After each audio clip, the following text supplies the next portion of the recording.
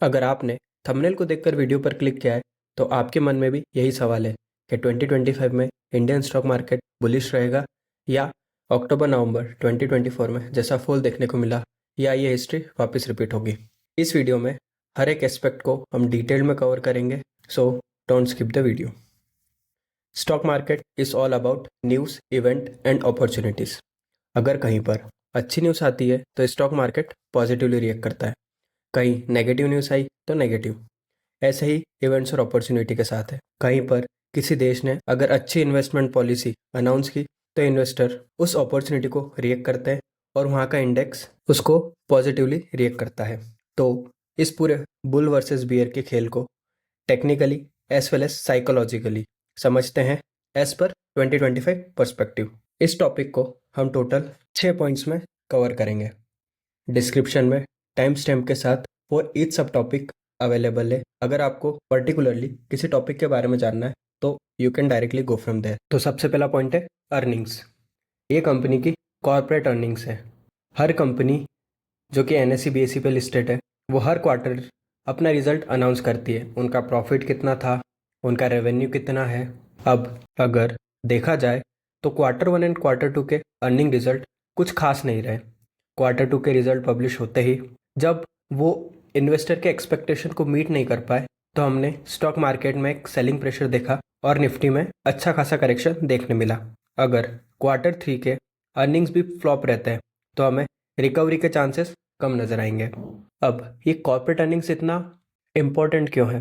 हर listed company की performance को investor इन्हीं अर्निंग्स के बेसिस पे जज करते हैं। अगर अर्निंग्स अच्छी आती मतलब कंपनी अच्छा परफॉर्म कर रही है और स्टॉक ऊपर जा सकता है। इसलिए अर्निंग्स इन्वेस्टर सेंटिमेंट को काफ़ी हद तक चेंज कर सकती है।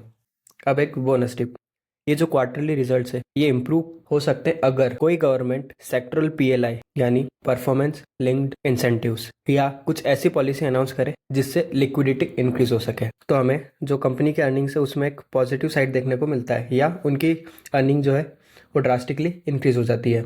इन PLI गवर्नमेंट स्कीम्स का अगर हम एक एग्जांपल देखें तो चाइना ने जो अभी रिसेंटली स्टिमुलस पैकेज अनाउंस करा था, हमने देखा उसकी इकोनॉमी में एक सडन बूस्टअप आया और उनका इंडेक्स काफी पॉजिटिवली रिएक्ट करा था। अगला पॉइंट है ट्रेड फ्रिक्शन। ट्रेड फ्रिक्शन क्या है? डोनाल्ड ट्रंप 20 जनवरी को as a US president take over करेंगे। उनके मेक अमेरिका ग्रेट अगेन के विजन में ग्लोबल इम्पैक्ट दिख सकते हैं। उनकी पॉलिसीज में मेजरली जो फोकस करती है वो है imposing tariff, oil and gas preference and trade war. China के साथ unresolved trade dispute and imposing new tariff can have negative impact on growing economy. इन स्टेप्स से डॉलर मजबूत होगा और FII इमर्जिंग मार्केट से पैसा निकालेंगे जिससे FII आउटफ्लो बढ़ेगा और FII आउटफ्लो का रिजल्ट हमने अक्टूबर नवंबर 2024 में देखा ही है। रिपोर्ट्स का माने तो डोनाल्ड ट्रंप ने कहा है कि वो एडिशनल 25% टैरिफ इम्पोज करेंगे जो भी प्रोडक्ट्स कनाडा और मेक्सिको से इंपोर्ट किए जाएंगे, plus additional 10% tariff if they are imported from China. Third है geopolitical tension.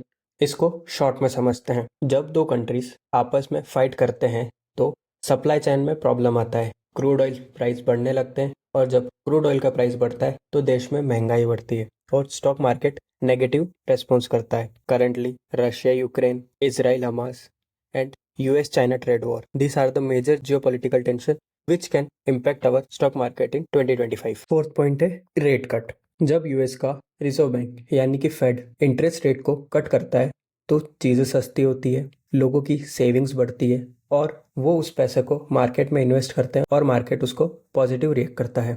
Last 3 consecutive meetings में फेड ने इंटरेस्ट रेट को कट किया है। फोर्थ टाइम भी कॉन्सिक्यूटिवली ये कट होगा, उसकी एक्सपेक्टेशन कम है। तो अगर रेट कट नहीं होता है तो हमें वापस से रिकवरी के चांसेस कम नजर आ सकते हैं। रुको रुको, यहाँ तक साइकोलॉजिकल पॉइंट्स थे। चलिए अब थोड़ा सा टेक्निकल समझते हैं। ईयर 2024 में निफ्टी 50 ने हमारी येलो ट्रेंड लाइन को बेहतरीन तरीके से फॉलो करा है और हमेशा येलो ट्रेंड लाइन के आसपास आके सपोर्ट लेके बाउंस किया है। In 2025 we can also expect the same. अगर निफ्टी 50 इस ट्रेंड लाइन को फॉलो करता है तो हमेशा इस पॉइंट के आसपास आकर ये बाउंस बैक कर सकता है। बट अगर हम इस चार्ट को डेली से हटाकर ईयरली या 6 मंथली पे जाते हैं तो ये कुछ और ही कहता है। आइए उसे समझते हैं। 12th मंथ यानी ईयरली अगर चार्ट को देखें तो लास्ट 2 ईयर में निफ्टी 50 ने लगभग, अगर मैक्सिमम देखें तो हम 55% का रिटर्न और ओवरऑल देखें तो हमें लगभग 40% का रिटर्न देखने को मिलता है। यानी लास्ट 2 ईयर में हमें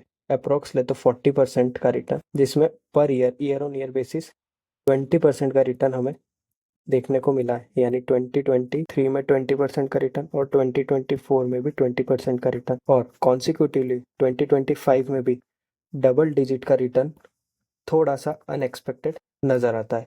अगर ऐसा होता है तो ये अपने आप में एक हिस्ट्री बन जाएगा। ईयरली पे देखें, एक इन्वर्टेड हैमर देखने को मिलता है, जो कि 6 मंथ में भी अगर हम 2024 में देखें तो हमें यहाँ पर भी एक इन्वर्टेड हैमर कैंडल देखने को मिलता है। ये जो इन्वर्टेड हैमर कैंडल है, ये एक बियरिश कैंडल है, और आने वाले फ्यूचर में इस कैंडल का सिग्निफिकेंस है कि स्टॉक मार्केट नेगेटिव यानी कि डाउनफॉल कर सकता है। यानी हमें लगभग 6 मंथ और 12 मंथ दोनों में ही हमें एक इन्वर्शन यानी कि स्टार्टिंग ऑफ बियरिश का सिग्नल देखने को मिलता है। इसी के साथ ही अगर हम देखें, यूएसए का सीटी इकोनॉमिक सरप्राइज इंडेक्स एक इकोनॉमिक स्लोडाउन की तरफ भी इशारा कर रहा है। यानी हमारा टेक्निकल एनालिसिस प्लस यूएसए का सिटी इकोनॉमिक सरप्राइज इंडेक्स भी हमें एक स्लो डाउन की तरफ इशारा कर रहा है। सरप्राइज इंडेक्स को रिफर करते हुए कुछ एनालिस्ट 10 से 15% के करेक्शन की एक्सपेक्टेशन रख रहे हैं। ये तो हुआ हमारा on the basis of chart. अगर हम इसी को कुछ और टेक्निकल रेशियोज के टर्म्स में समझे तो सबसे फर्स्ट रेशियो है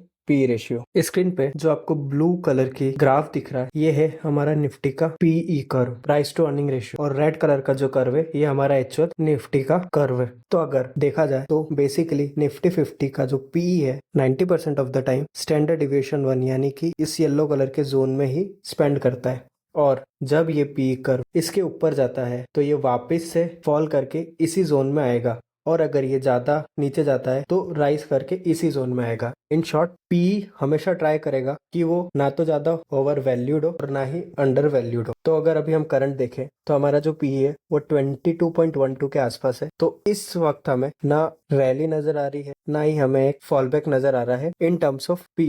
हिस्टोरिकली भी देखा जाए तो जब भी पी इस जोन के बाहर गया है तो उसने रिट्रेस करके इसी जोन के अंदर आने का ट्राई करा है।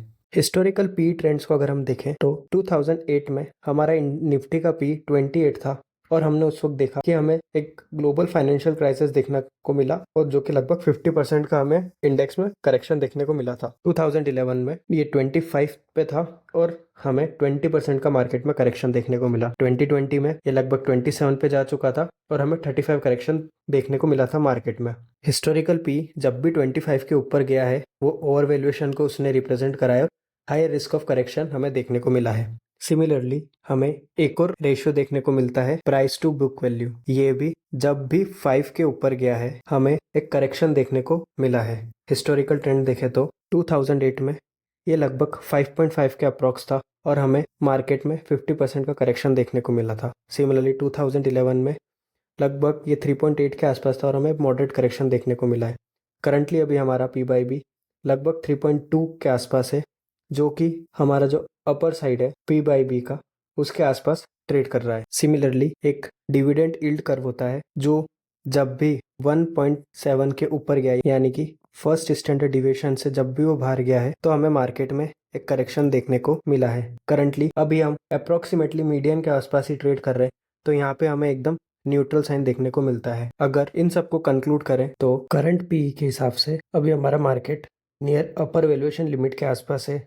सेम हमें पी बाई बी रेशियो भी सिंबलाइज करता है। ओवरऑल कंक्लूड करें तो हमारा P by B ratio and PE ratio for index is near upper valuation, यानी कि यहाँ से अगर ये थोड़ा ऊपर जाता है तो हमें एक फॉल बैक नजर आ सकता है। डिविडेंड यील्ड को देखें तो जो लगभग 1.3 के आसपास है, यानी ये अप्रोक्स मीडियन ही है, तो यहाँ पे हमें एक न्यूट्रल रेस्पॉन्स देखने को मिलता है। अगर टेक्निकली सारे पॉइंट को कंक्लूड करें तो हमें कैंडल स्टिक 6 मंथ और 12 मंथ एक हमें बियरिश सिग्नल देती है। हमें पी बाई ई और पी बाई बी रेशियो भी बियरिश सिग्नल देते हैं। ये जो बियरिश सिग्नल है ये on the longer time frame है। लॉन्गर टाइम फ्रेम मतलब यानी कि आने वाले 8 से 10 महीने के आसपास हमें फॉल बैक देखने को मिल सकता है। In short term we can not predict जो ये रेशियोज है और हमने जो कैंडल स्टिक या टेक्निकल एनालिसिस किया है।